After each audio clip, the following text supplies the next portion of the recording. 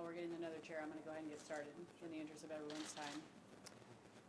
So, welcome to all. My name is Laura Kaiser. I'm the President and CEO of SSM Health. Thank you for observing the necessary medical precautions to be here in today's press conference. The crowd limit, the social distancing, you can see the interesting way that we are presented here on the podium, the virtual podium, if you will, and taking temperatures on the way in. Thank you for your cooperation. SSM Health is very proud to serve this community and to work closely with health system partners. BJC Health System President and CEO Rich Leikwig is here with us today. Jeff Johnson, Senior Vice President and Regional President of Mercy, is also here with us today, and we are working as one team to address this emergency in our community. Together, we're working in very close coordination with our elected officials and public health directors, whom we are honored to host today. I'd like to introduce speakers and guests on stage. To my right, Mayor Lyda Krewson, St. Louis. St. Louis County Executive Dr. Sam Page. St. Charles County Executive Steve Ellman. And Franklin County Presiding Commissioner Tim Brinkler. Also present, Dr. Fred Eccles, St. Louis City's Public Health Director. And also in attendance is SSM Health's Chief Medical Officer, Dr. Alex Garza, BJC Chief Clinical Officer, Dr. Clay Dunnigan, and Mercy Chief Quality Officer, Dr. Keith Stark. Together, these three doctors are providing real-time medical expertise to our public officials while serving in critically important roles within their own respective health systems. This is a public health emergency, the likes of which none of us have seen in our lifetimes. As a citizen, I thank all of the leaders present today for working together to coordinate this response. I'd like to turn this over to Mayor Krewson. Thank you, Laura, and thanks to all of you for being here today for this very important discussion. Our unified focus right now is on the health and safety of everyone who lives in the St. Louis region. In response to this crisis, our teams have come together as a regional team to coordinate as much as we possibly can on response to this crisis and ensure that the public has information in a consistent and in a clear way. On Sunday, we all met as a team and agreed to restrict events and gatherings across the St. Louis region to no more than 50 people. This was based on CDC guidance at the time, and the CDC's guidance and our restriction remain in place today. We also recommended that schools across the region close no later than tomorrow. And as most of you know, most schools are closing either today or tomorrow in this region. And this is a decision that the schools also came to themselves. I want to thank all of our school and faith leaders, business owners, healthcare providers, and, importantly, our residents and our businesses for rallying together to follow these very important guidelines. At this time, there is nothing more important than maximizing social distancing and slowing the spread of the COVID-19 virus. As a unified regional team, we have made some additional decisions about public health measures that will be in effect over the next few weeks. You'll be hearing more about those in a minute today. But you can expect to see more information about how bars and restaurants will be handled in the next few days, and certainly about the social distancing required to keep all of us safe. I think today's press conference is a great example of practicing that social distancing. Although we all may feel a little weird up here, we're used to standing together, this is a very important effort that we're all making today to practice what we're preaching.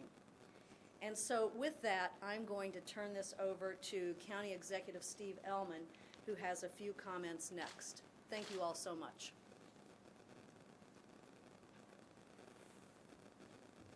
Thank you, Mayor. I would also like to thank all those that joined us on Sunday afternoon. I think if we had stuck around and socialized afterwards, we would have probably been in violation of the 50-person rule. There was a lot of important people there, and a lot of them are here today. I want to thank all the medical professionals, all the people from our various health departments who have been working on this for weeks and sometimes even longer. They were there. We had a great discussion. Lasted about 2 hours. We didn't agree on everything to begin with, but by the time we left, we had agreed on what the next step should be, and the mayor already suggested one of them was to advise our schools to close, and they have all done that. And the other important thing is, excuse me, the other important thing that we talked about then, and something we've been working on the last 3 days, is closing the gaming boats.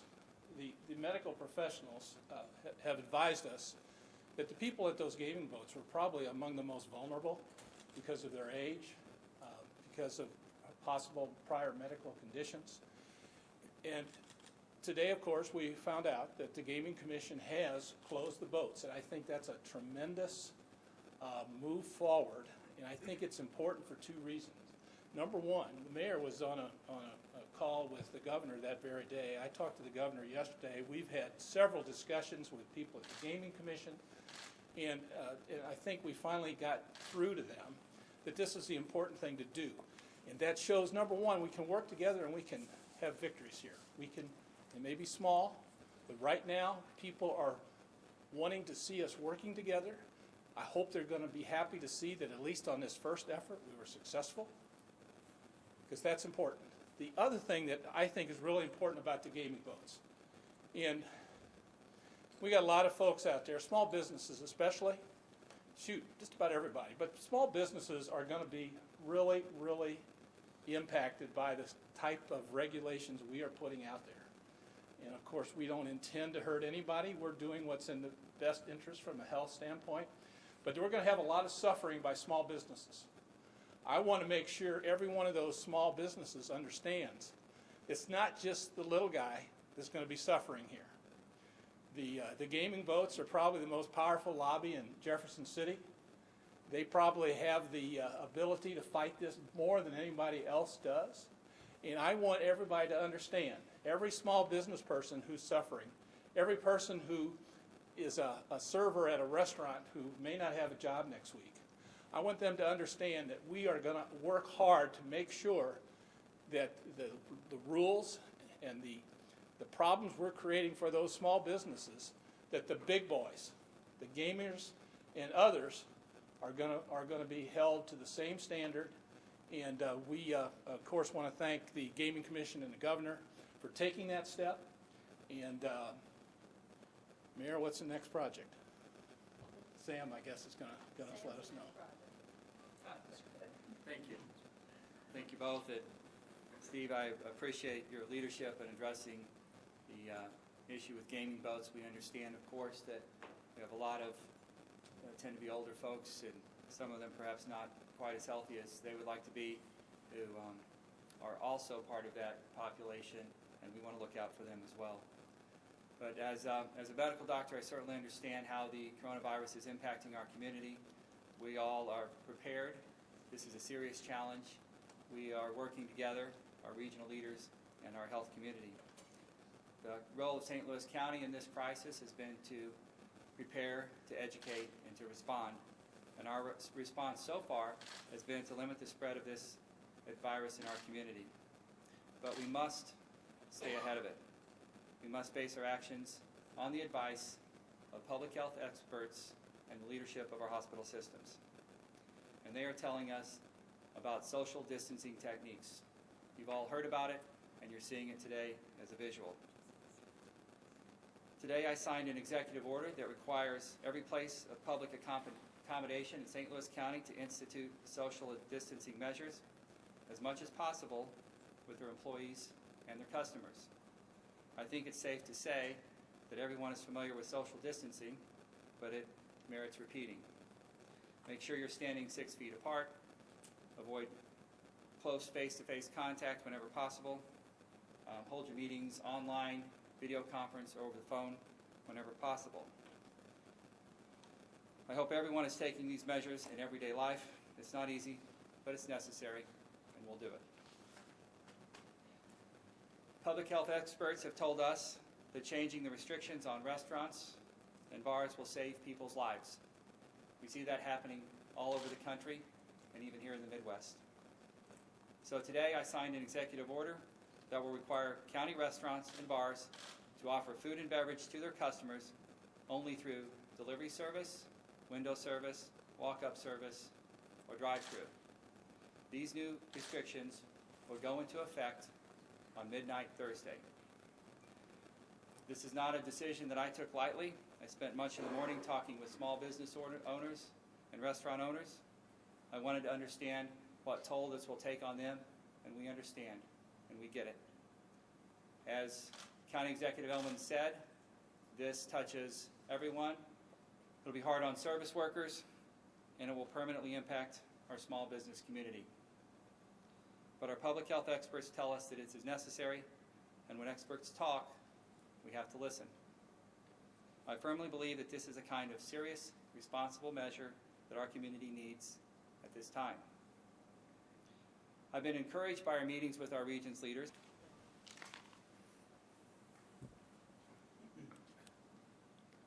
Good afternoon. As Ms. Kaiser stated, I am Tim Brinker, the presiding commissioner of Franklin County, one of the appreciative members of this St. Louis region. I'd like to thank the regional leadership and the healthcare providers before us today, and those healthcare providers that have given us the input that we need to make educated decisions for those we represent. Their best interest is being put forth today by these actions we, as leaders of our given communities, need to take. In Franklin County, less than 30 minutes ago, we've adopted the carry-out, take-out, food-only commission order, and in accordance and in concert with our region and where we're going to go.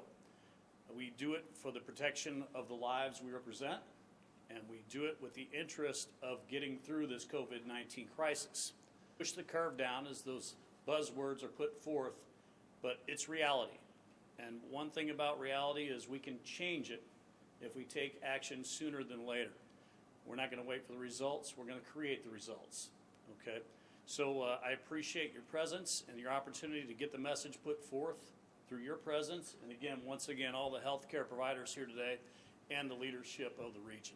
Thank you very much. And I think they're going to open it up for questioning now. Thank you. We got a lot of speakers and a lot of reporters, so if we could do this in a somewhat orderly fashion and maybe go one at a time with a question and a follow-up per reporter. Corinne? Mayor Liderazgo, could you speak to whether these same restrictions will be put to restaurants and bars in St. Louis City? Yes, St. Louis City, we came together to make this decision jointly. St. Louis City will also be going at midnight on Thursday to take out, carry out, curbside, drive-in, window, only for restaurants. And will there be any enforcement of this? How this would be enforced for both bars in St. Louis City and St. Louis County as well as you guys? Well, certainly we have to get the word out, which I think we appreciate all of you helping us do that.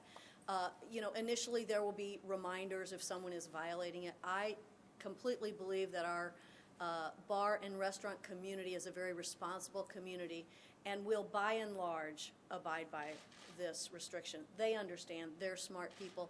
They are seeing the CDC guidelines just like all of us are. And so yes, I expect that they will abide by that. And if we have to, then we'll visit with them about it. Okay, Mayor, as you all- I think, just to answer for St. Louis County, I think we have to recognize in my conversations with the small business owners and the restaurant owners, most of them have already done this. Most of our restaurant owners have shifted to carry out, have recognized that not only do they want to do the right thing for the community, but they don't want to expose their own employees to any more risk than they have to. I think a lot of this has already been implemented. It will be transitioned over the next few days. but it will be a final order by midnight on Thursday. And like the mayor said, we don't believe there's going to be a need for a lot of enforcement action here, but certainly we'll be paying attention. We've only been working on this for 3 days, and we still haven't quite learned how to not talk at the same time. But we're working on it. Let me just say that we have an order in St. Charles County that is identical to St. Louis County that I'll be signing when I return to the office. Again, we're not closing businesses, okay? We're just changing the way they do business. Personally, I have a lot of faith in our small business people, our restaurateurs, and all the people impacted by this. They're going to find a way to still provide the services they provide and make the money they need to make to pay their bills and pay their employees. I predict you're going to see some very original thinking here. I know for sure people aren't going to stop eating. And I've got a bad habit of eating out, and I don't think I can cook more than 1 or 2 things. So I'm still going to be eating out, and I think most of you are too. So we need to cooperate with them, but let's have some confidence in here. There's some smart people out there. They're going to find a way to do everything we ask them to do for the health and safety of the public and still provide that service. I think what we'll also see is we'll see some restaurants step up with curbside service when it wasn't a big part of their business in the past. We've already seen a little bit of that, and part of our executive orders will remove restrictions to curbside service or drive-up service that would have otherwise been in place by other limits. Denton, did you have a question? Yes, so you guys have been working for days on this subject matter, but talk about St. Patrick's Day. Was there any push to get out ahead of this before the crowds gather on St. Patrick's Day? And then a follow-up is, what do you do now? Because hundreds of them might run out there and get it in now instead of later, and then that's probably going to harm. So those 2 questions. So I think it's important to remember that on Sunday, we put in place the 50-person limit. So even on St. Patrick's Day, there should only be 50 people inside this bar or restaurant. And they should be practicing social distancing even on St. Patrick's Day. So that, I think, is an important thing to say. There's one other thing I want to say. You know, the buzzword now is social distancing, right? But now, more than ever, we need to rely on one another and be with one another. This whole social distancing word is a necessary word, but we have a lot of people depending on us, and each of you have people depending on yourself. So let's not take that to the extreme other than how far apart we're going to stand physically. Thank you. We should also recognize that, we have a lot of talk about enforcement and can we enforce these things. So many people in the community are just coming up and saying, tell us what the right thing to do is, and we'll do it. We want to beat this back just like anybody else. And there's just so much community spirit and goodwill, and let's get through this together, and recognizing that this is going to go on for a couple of months, maybe stretch out. We'll do what we need to do to beat this back, and then we'll move forward as a community. Sarah? Go ahead. Well, and I think that speaks, the cooperative effort speaks to the spirit of our region. I mean, I think the fact that we have willing participants as business owners and restaurateurs that say, tell us what we need to do. There's nothing more refreshing than that spirit of camaraderie and cooperation, knowing full well that once we all get on this same track, we will be swift to defeat this thing and put it behind us. So it's very encouraging, and I think, for at the risk of sounding quasi-tacky, it's extremely patriotic, quite frankly. It reeks of the American spirit that we all have, quite frankly. So, Sarah? My question could be for any of the hospital professionals here. What is the bed capacity for the St. Louis region? Are there going to be enough for the inevitable waves that we are going to see in the next coming months? So that depends on how well we execute on the things we're talking about here. If St. Louis had gone on about its business, I think we would have quickly seen the entire health system overwhelmed. And once you reach the point where capacity runs out, then it becomes really hard to control from that point on. I think that if we are conscientious and effective about what is being proposed and what we're asking the citizens of of the region to do, we have a great chance of keeping this within the boundaries of the available healthcare professionals. And I have a follow-up question too, and are any of the hospitals canceling elective procedures or other procedures in order to make way for any patients that might be coming in the next weeks? Right, so we've been working together, all of the major healthcare systems within St. Louis, discussing those very things, amongst a number of things, including capacity, ventilators, elective surgery, how we're going to do our ambulatory services. And so those have been in discussion, and we should be coming forward with our recommendations soon. Yep. Restaurant workers obviously are susceptible to this virus like anybody else. What recommendations do you have for these individuals working, coming to work? They have to go home and transition. What are you doing to keep them safe so that they As much as possible, except for the handoff, otherwise 6 feet away, and providing these services, carry out, curbside, and otherwise everyone in our They're working in the hospitality industry, and for those people who suddenly now find themselves maybe without income or severely restricted income, do you have any guidance? Are there any resources available for them? Thank you for that question. We know that there are 88,000 people in the region who work in the hospitality industry. So hotels, restaurant workers, stagehands, a whole host of different disciplines who work in the hospitality industry that are being affected. Of course, unemployment, but we are also looking to the federal government, and I saw something on the way out here today. There has to be direct help in order to get through this crisis. So I think that's going to be very important. So I would say contact your congressmen and your senators in order to make sure that we get a good assistance bill through Congress and through the president. The other thing I want to mention here is someone asked about the health of restaurant workers, and someone else can talk about this better than me, but we all have to be very concerned about the health of healthcare workers, not just doctors, but nurses and housekeepers and all of the disciplines that it takes to run a hospital. We have to be worried about them as well, and I know you all are in a great position to try to protect those workers, but they are on the front line of this every day. So, thank you. Couple more. Benton. This is for the county exec regards to Illinois. That's been a hotbed for a while, and the governor just announced probably within the last hour and a half of the first COVID death. I know you can't control state lines, obviously, but how are you monitoring that? And the follow-up is, what impact is that having on how you guys move forward with whatever you guys are discussing in the days ahead? You know, there was a lot of talk about when Illinois restaurants closed that were limited to drive-through services. No, they're not closing. When they were limiting their services, that there would be an influx over on our side. We really didn't see that. Our restaurants were following the 50-person rule and social distancing regardless, and many of our restaurants have gone to drive-through anyway, so we haven't really seen a lot of traffic.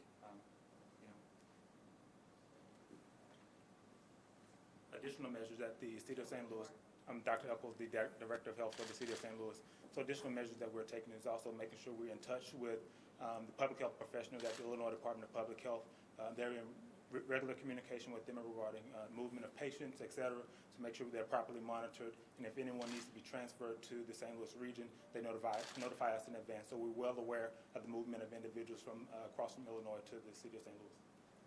And I know you guys talked about it's kind of hard closing the casinos. Two-part question, did you ask casinos to potentially still pay their employees until this is all over with? And also looking ahead to the April election, are you guys going to ask the governor to potentially postpone that? We were prepared this morning in St. Charles County to go to court and get the judge to give us an order to close down our casino, which is Ameristar. We held off on that, continued discussions with them, and we got a promise from them around 11 o'clock that they were going to be closing voluntarily. They were going to be closing voluntarily, so we held off.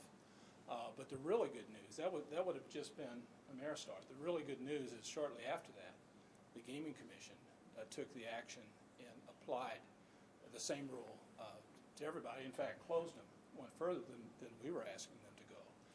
And again, I'm appreciative to my vote for doing it voluntarily, or at least promising me they would. But I'm really appreciative to the Gaming Commission and the governor for whatever leadership he was able to provide them. I'm grateful for them taking the step that they took. I think it not only is an important health step, but it's an important public relations step, again, like I suggested, to show that, hey, we're all in this together. Everybody's going to be treated the same. All right, we're going to take like two more. We're going to go to Sarah and then Ashley. I have to ask about testing. I know I've heard for 10 days at this point that testing for anyone with symptoms will be available soon. What's the timeline for that, and at what point will anybody with symptoms be able to get a test? Like what date? So, great question. The realities around the availability of the supplies has been the limiting factor around testing. All different avenues are being employed at this point, from commercial labs to the CDC releasing more and more testing kits on a daily basis. So things are ramping up. Certainly we would have loved to have been able to do testing on a much more of a demand need earlier. I wish I could tell you exactly, but what I will tell you is when we hear these things, it's not always delivered on the day that they're promised. I think everybody's trying to do the right thing and deliver them as quickly as they can. The testing we've also developed a regional-wide approach to where we would put the testing, and I say testing, it's really the collection centers of the specimens. And so the three health systems have worked to determine how do we provide broad coverage to the metropolitan area. And we've done that together, and a Mercy patient can go to a BJC collection center and get their tests done and sent to the right provider. So I think it's been very collaborative how we tried to solve the problem. Ashley? I understand you all have a lot of faith that the business owners will follow this mandate. If you do have a rogue business owner that decides to not follow it, are there any protocols or steps in place if a consumer sees a business open or have people sitting down eating that we thought about? Who should people call to report that if that does happen? We would do the same thing as I suggested we were going to do with the boat today. We sent them a letter, we put them on notice. When they opened this morning, we decided we would have to go and get a judge to order them to close. Same thing is true with when it comes to quarantines, when it comes to violating any of these things. Our health department can issue a citation, but to actually enforce that, we'll have to appear in front of a judge. And we have a procedure set up where we have a judge who's going to be permanently available to sign those orders. And we'll, of course, have to make our case to the judge. But hopefully when the judge then orders someone to do it, then the law enforcement folks can actually enforce it. So should people call the health department or police to report that? Health department, Health department. I believe. You agree, Mayor? So for the City of St. Louis Department of Health, so we're utilizing our food inspectors because they're still out in the community working with food establishments. So we're giving them information so that the restaurant owners will know exactly what our expectations are, so they'll be well aware what compliance actually means. In addition to that, we're also working with the Restaurant Association to make sure all the restaurants in the City of St. Louis receives information regarding these changes. Thanks, guys. Appreciate it. Thank you all. Thank you. Appreciate it. all. Jake? Is the midnight Thursday, Wednesday into Thursday? I always say the midnight time. I think it's 12:01 a.m. Friday at the end of business.